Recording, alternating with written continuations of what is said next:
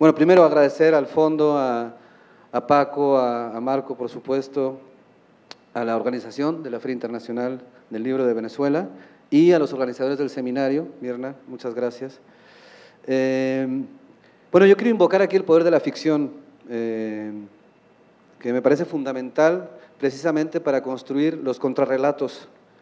Y un ejemplo es un poco lo que nos han contado aquí los compañeros, ¿no? Es la ficción la que puede traer el alma de Cortés para rendir cuentas, ¿no?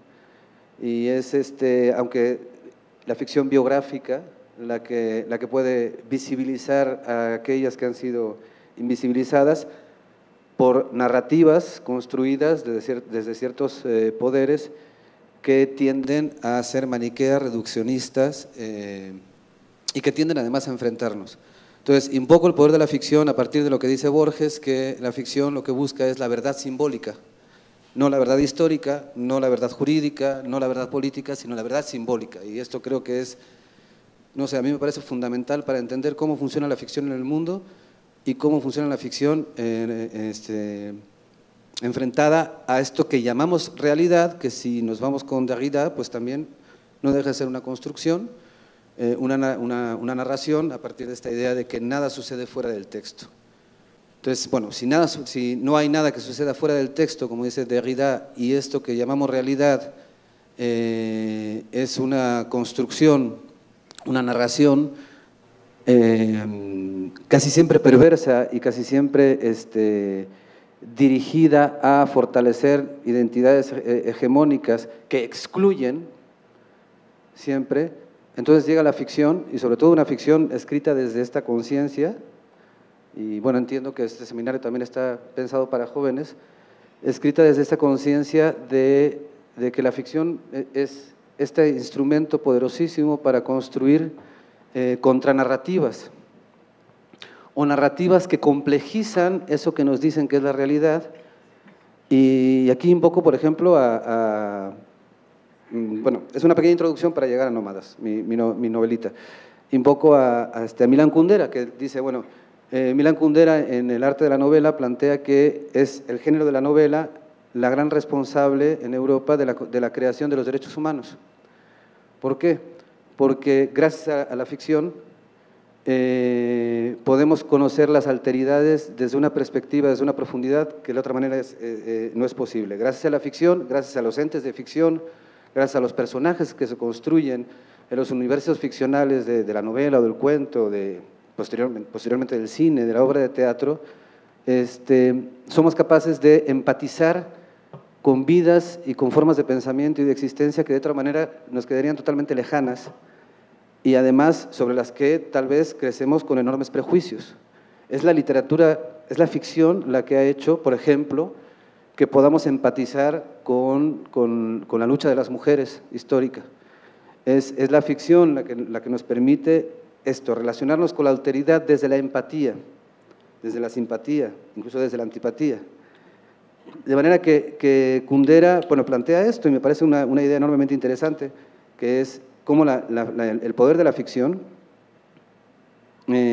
construye esta idea de alteridad, de empatía y de diálogo con universos, con mundos y sobre todo con entes de ficción que en el pacto lector se convierten en entes reales, verdaderos, y en este diálogo podemos avanzar hacia mundos mejores. Por eso invoco el poder de la ficción. De hecho, no hace unos cuantos meses, en un diálogo hermoso que tuvieron Paco Ignacio Taibo y Pablo Iglesias, en ese momento todavía funcionario del gobierno español, viceministro, decía, realmente los políticos lo único que hacemos es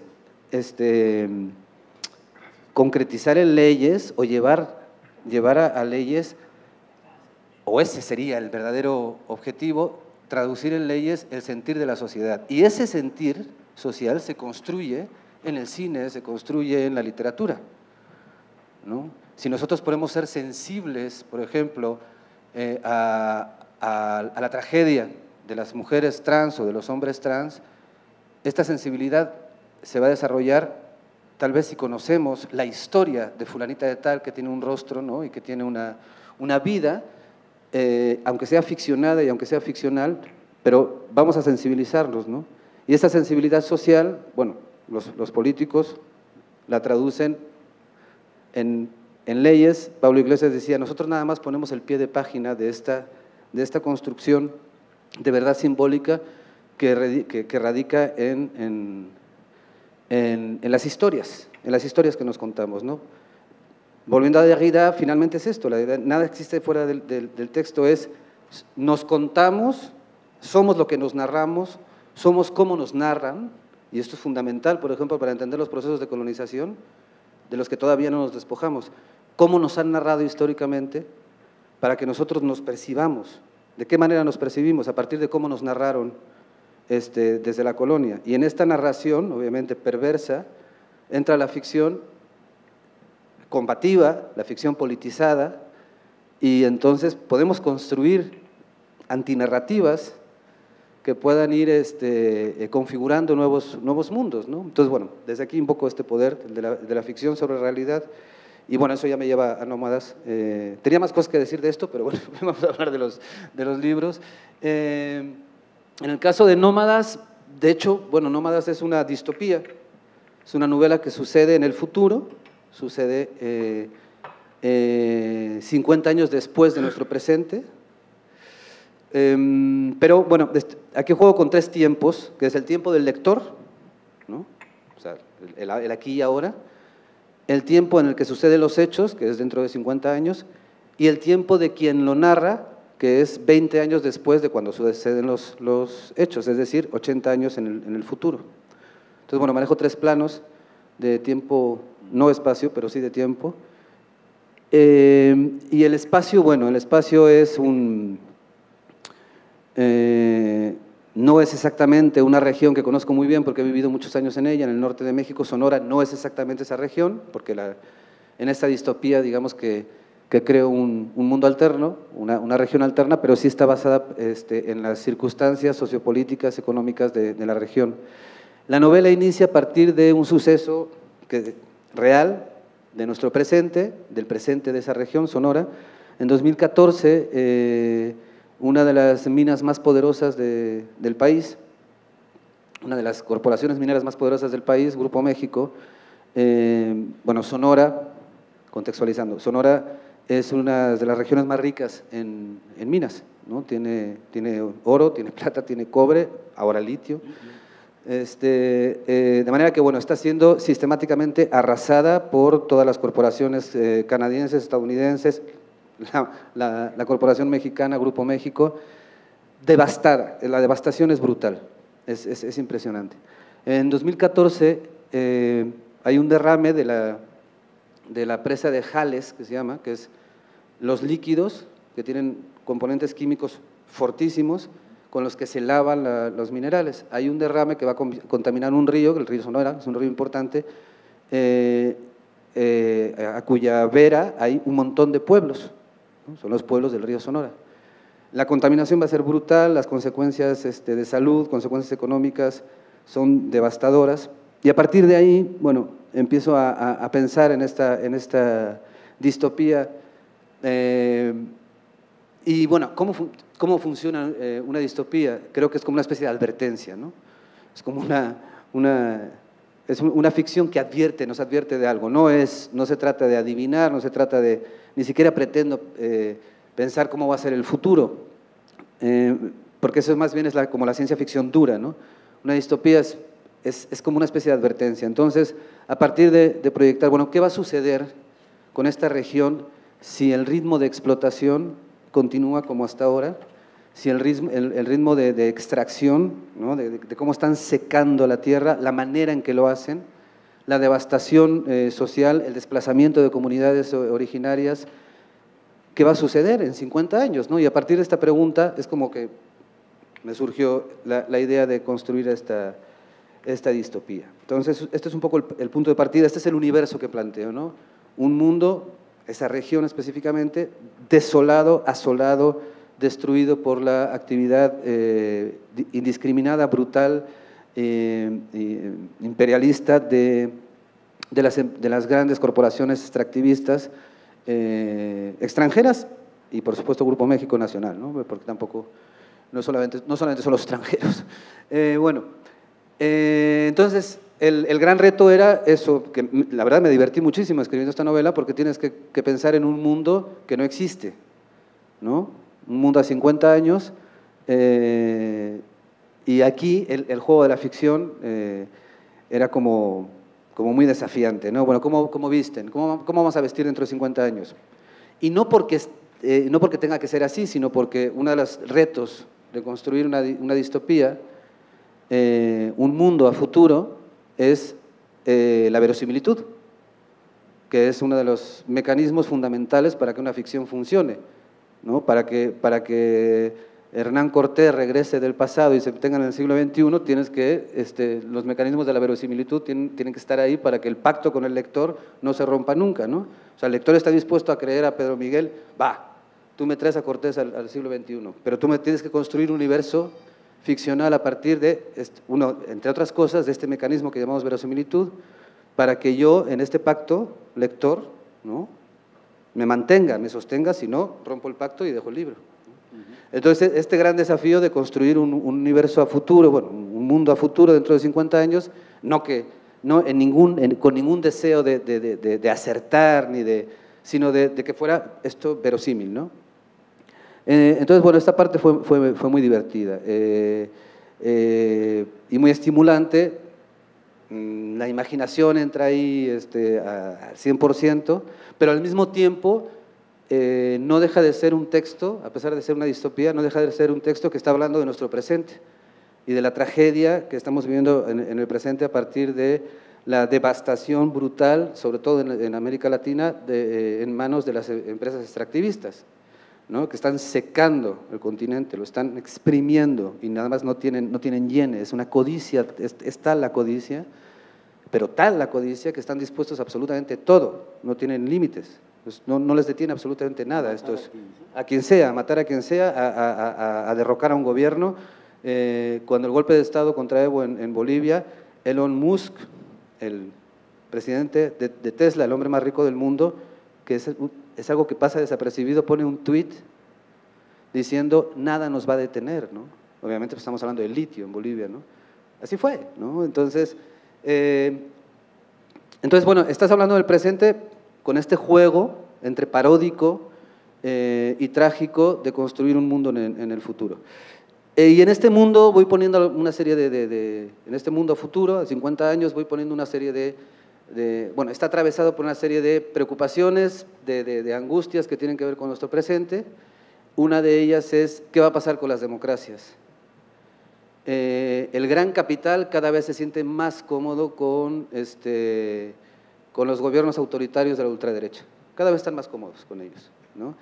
Si alguna vez el capitalismo tuvo algún grado de decencia y de que estaba asociado con la democracia, en el presente, y me parece que en el futuro esto está más que cantado, ya no van a tener este pudor, ¿no?, de este discurso pro democracia, etcétera. Ya no hay, se acabó el pudor. Y cada vez se sienten más cómodos con estos dictadores de opereta, de ultraderecha que están resurgiendo en el mundo.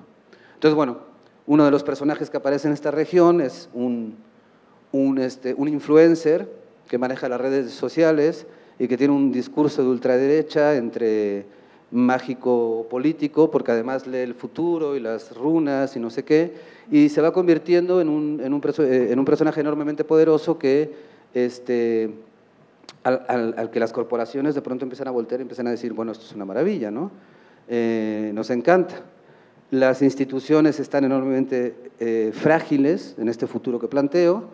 Nadie cree ya en la democracia, porque la democracia se ha ido traicionando a sí misma una y otra vez, ha traicionado al pueblo sobre todo, y en este escenario de fragilidad total, de un Estado entregado a los supraestados en los que se está convirtiendo el gran corporativismo transnacional, bueno, en este extraño universo que no me parece tan irreal ni alejado, surge este líder político que es muy paródico, puede ser un Bolsonaro, puede ser un Trump, que puede ser quienes ustedes pongan el nombre, y que cada vez hay más, que puede ser el presidente de Vox en España, ¿cómo se llama? Abascal, ¿no?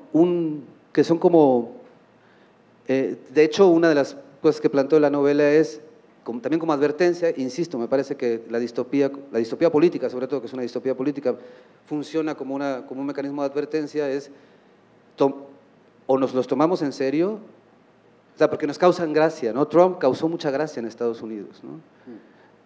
A Bolsonaro en Brasil nadie creía que Bolsonaro podía llegar, ¿no? Es decir, hay como una especie de incredulidad, está pasando en México con esta derecha que jugó a ser de centro y que se está radicalizando, y nos causa cierta gracia, nos parece inverosímil, pero bueno, es la misma gracia que causó Hitler y los nazis en los años 20, cuando ellos surgen.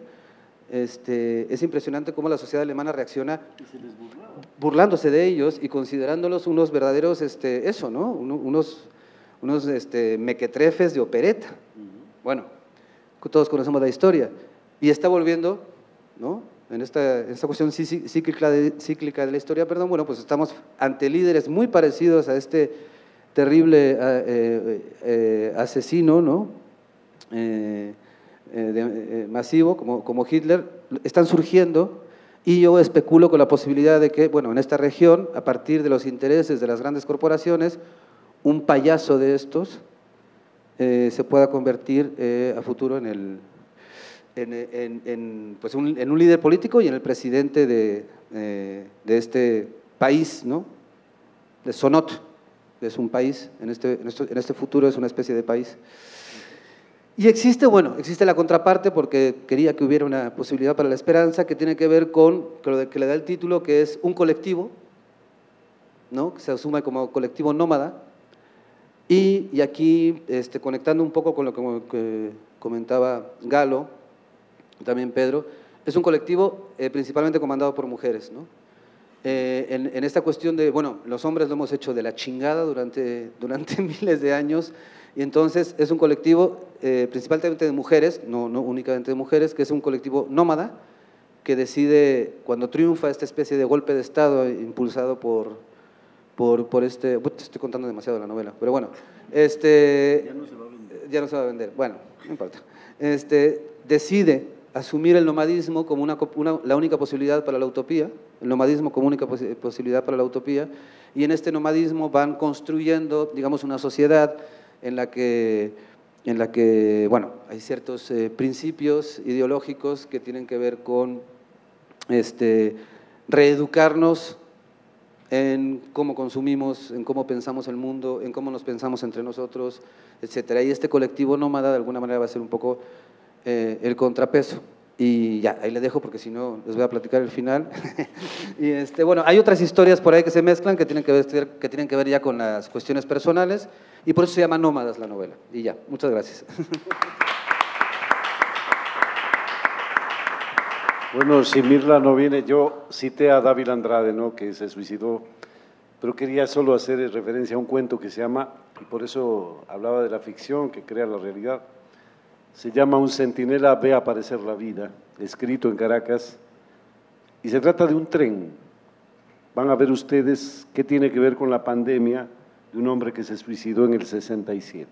Un tren, lo toman muchas personas, cuando asciende a los Andes, empieza un extraño viento y aire a entrar y empieza a matar a todos.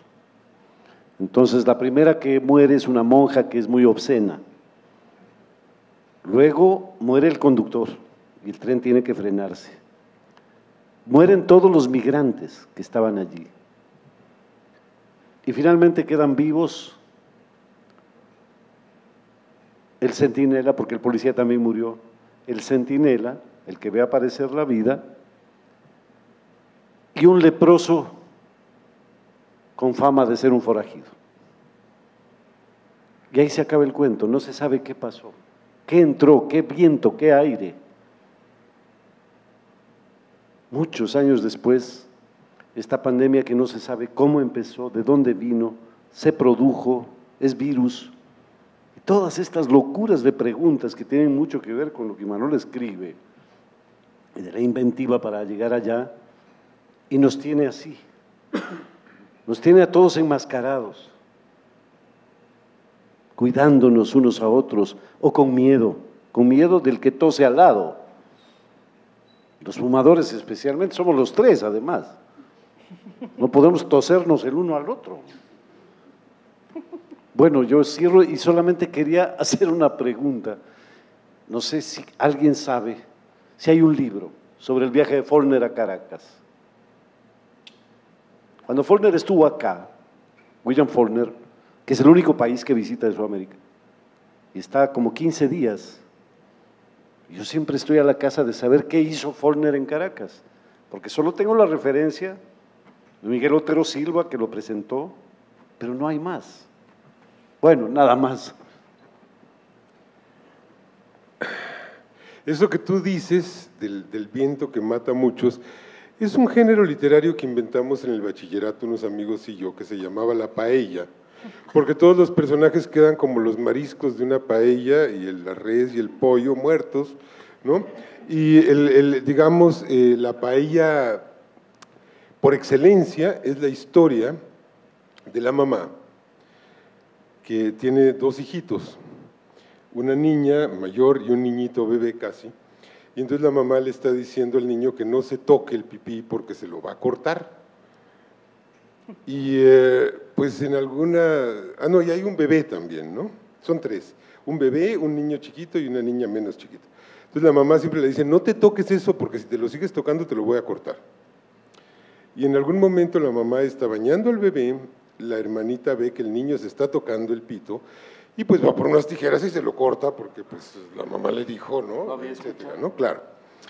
Entonces, al ver la sangre, la niña se asusta mucho y se esconde bajo el auto. El niño grita, la mamá escucha los gritos, va, lo encuentra ensangrentado, lo sube al auto para llevárselo al hospital, el bebé se ahoga, la niña muere atropellada y por supuesto se estrellan y mueren, ¿no? El niño herido y la mamá, y el padre cuando llega y ve todo aquello, pues se mete un balazo, ¿no? Entonces, era el género de la paellada, ¿no? Ahora, y yo tengo una pregunta para… esperanzadora. Es muy esperanzador.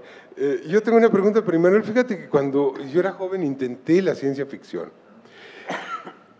Y inventé y traté de escribir una novela y escribí las primeras partes que eran una historia, que eran sobre los sindicatos mexicanos charros, que les llamamos, que eran unos sindicatos terribles que oprimían a los trabajadores en lugar de liberarlos. Y era la historia de unos mineros en un planeta lejano, en un satélite de Neptuno que se llama Nereida. Claro que cuando le toca el reparto estelar del sistema solar a México, le dan esa pelota que está lejos y la bautizan Nereida de Juárez, ¿no? Pues es Nereida de Juárez, y encuentran un mineral muy útil y hay mineros.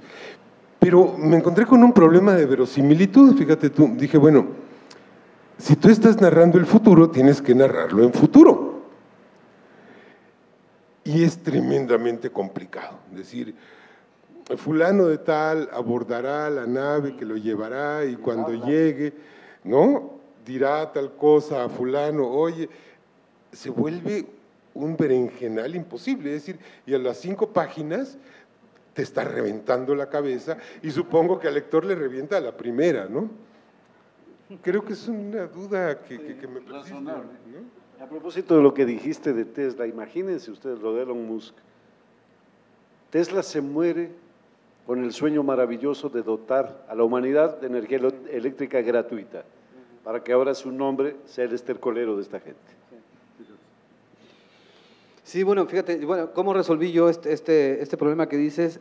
Lo que pasa que en un juego, ¿no? Obviamente que te lo permite la ficción, lo que lee el lector en la novela es algo que sucedió en el pasado de quien narra.